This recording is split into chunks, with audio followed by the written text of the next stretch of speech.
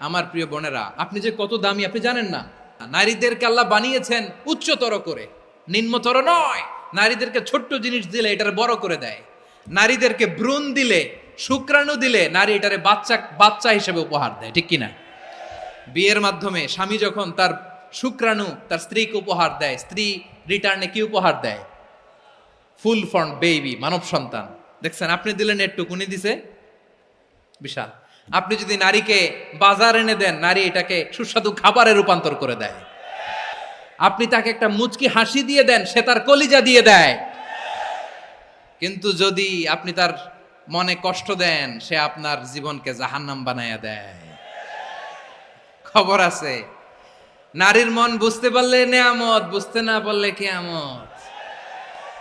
ঠিক কিনা বলেন? নারী যে কত সম্মানিত, নারীর এটা বুঝেই নাই।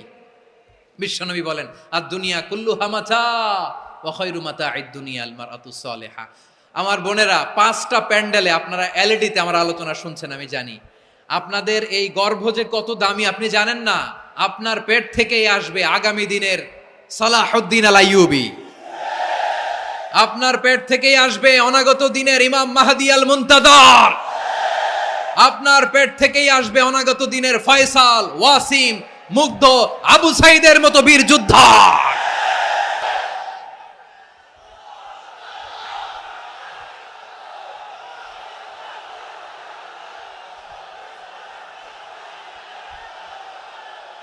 আমার প্রিয় বোনেরা, আমার প্রিয় বোনেরা, বিশ্বনবীর কথার ওজন খেয়াল করেন। আর দুনিয়া কুল্লুহা মাতা ওয়া খায়রু মাতা'আদ দুনিয়া আল মারআতুস সালিহা।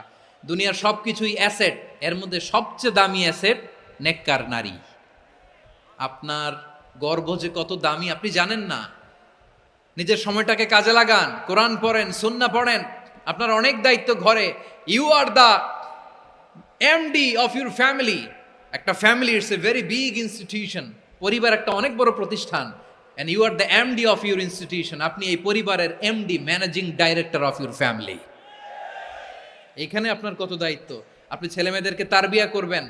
আপনি আপনার স্বামীর জন্য ঘরটারে জান্নাতের নীর বানাবেন। আপনার জন্য জান্নাতের ডুপ্লেক্স বাড়ি ওইখানে তৈরি করে রাখবে কে?